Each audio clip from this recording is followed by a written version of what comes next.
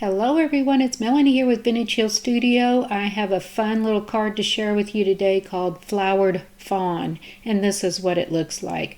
So, baby shower card, a little more sophisticated.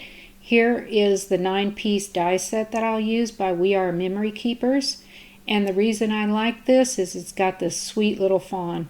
Now I think I found this set over at Tuesday Morning. Sometimes they have some great die sets to choose from, so if you're near a Tuesday Morning, pop in there and see what you can find. I'm going to quickly run this through my Sizzix Big Shot die cutting machine, and I do this several times because this does cut and emboss an image. And I will show this to you in a little bit of an up-close look here. You can see there's some details on the back and the face and the little hooves, and that just gives you something to go by. Now, standalone, this is a cute little image, but what I like to do is use watercolor pencils and a water brush. And the only thing I'm going to do to add a little more detail to this fawn is add a little bit of shading and some highlights.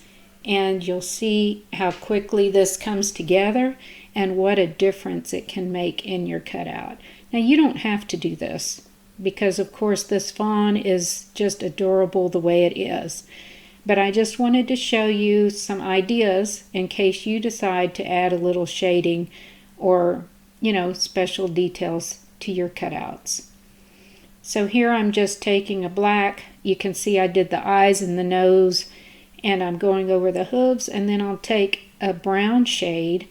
And as you can see on the left, I like to color on a scrap of the paper that I cut my die cut out of, so I can see what it's going to look like once I add water and try to blend it out. So that's what the scrap there, that little scrap piece of paper, while I'm trying to figure out what colors I want it to use. Again, imagining that the light is coming from above this little fawn, where would the shadows lie? And I think mainly on the backs of all of the legs. Now, I had a little bit of an issue trying to figure out which was the foreleg and which was the back leg. So I just went with what I thought looked best. Again, do whatever appeals to you visually, and you can't go wrong. That's what art is all about. Your interpretation and what looks good to you.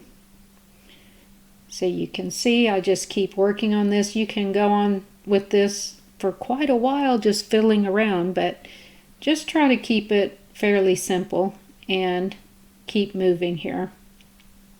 So I'm adding some shading there under her little chin and on their ears. And you can see she's starting to get a little character.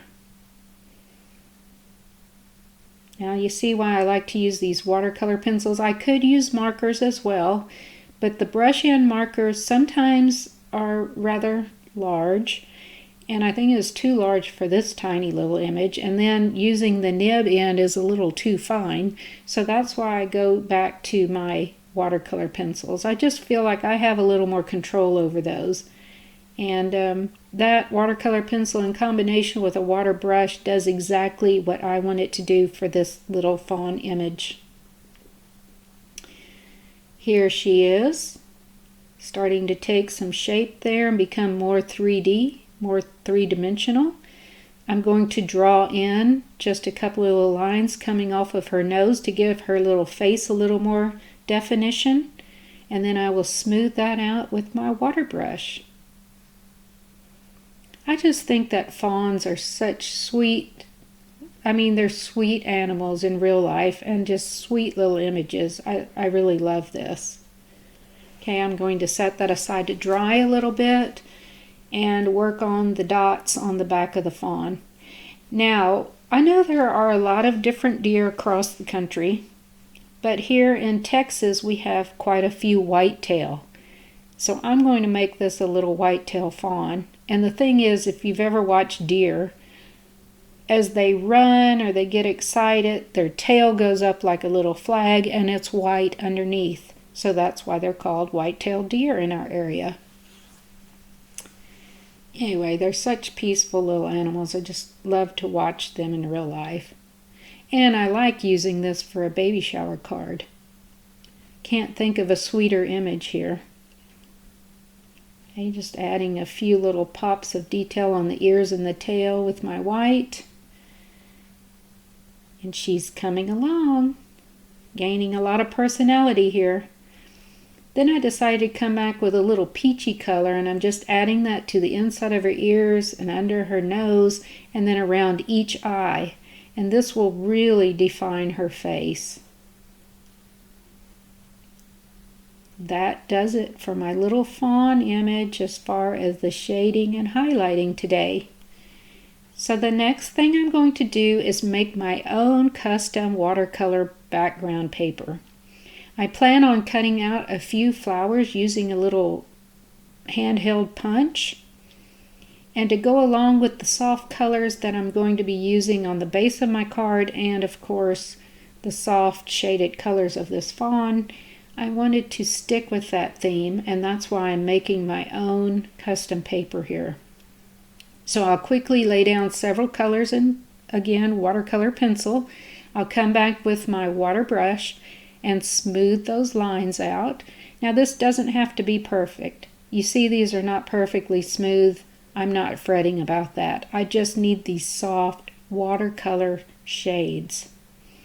And you'll see what I plan to do with this. Now this is going to be more than I need because I'm going to add that little flowers along her forehead up there, kind of like looking like a wreath. But I like to have more than I need so I can play with the colors and see what I think looks best for my little image. I mean, this goes so quickly, why not give yourself several options to choose from? So you see I've got some lighter, some darker, the oranges, the yellows. I'm going to play around with those and see what I think makes the beautiful wreath. I come in with a little Sharpie here and just add some centers. Again, you don't have to do this. This is just a little detail, but I think it makes a big difference when you add the little details. So there's my little bouquet of flowers to choose from. I'll add some adhesive here on the top of her head and get about 3 little flowers put down. I'm going to tuck the ones on each side behind the center one, the yellow one in the center, and kind of arch those up a little bit to resemble a little wreath of flowers. Hence the name Flowered Fawn. Now I think that is so sweet for a baby shower card. And that is why I want to make her the focus of the front of my card. So to back that, I'm going to use this cut and emboss folder, which comes out to look like this. It is just a beautiful little folder. I have all the supplies and dimensions that were used for today's card on my blog, my Vintage Hill Studio card blog. And you can pop over there and all of these dimensions and supplies will be listed. Hey, and while you're there, if you feel like subscribing, go ahead and become a new subscriber, either on my blog or my YouTube channel, and you will be informed each week when I post a new video. I decided to cut out 2 extra fawns to back my decorated fawn just to make her a little more sturdy. So I will get those glued into place really quickly here. This gives it a little more dimension, as far as being more sturdy, and it's also going to support this little fawn when I pop her up on some foam tape here on the front of my card. So these go together very quickly as well. And I'll show you a little side view here. It gets more like of a chipboard image when you glue these together. See, a little thicker, easier to work with. All right, now this little mat's going to go right here. And to help me with my little scrap background, I'm just going to quickly trace around some of the perimeter of this opening so that I know where to put my scrap. And I'll get that adhered down onto my card front. And then I will move forward with getting that cut and emboss piece put on the front of my card. And I thought, oh, this would look really beautiful popped up off of that patterned paper, so I'll bring over my foam tape and my handy dandy titanium scissors. These scissors I found in the sewing section at a Walmart, and the foam tape will not stick to the blades of your scissors. So again, those were titanium scissors. It works great for any kind of sticky adhesive here. I've got to use several pieces of this foam tape, as you can see. I take off the release paper, and here's my other tip. I've told you this one other time.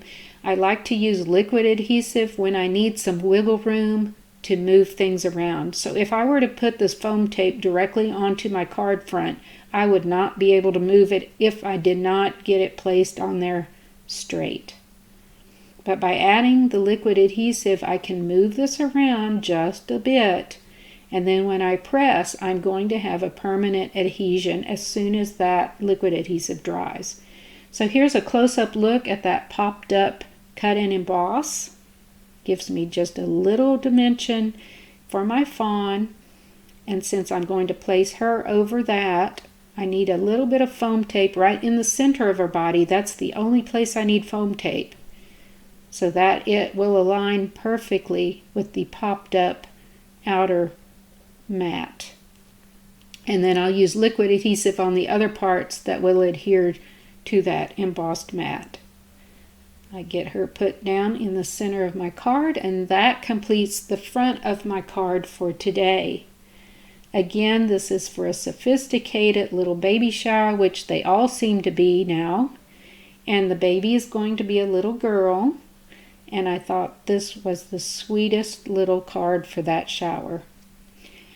I hope that you enjoyed this video today and that you will come back and visit me again next week.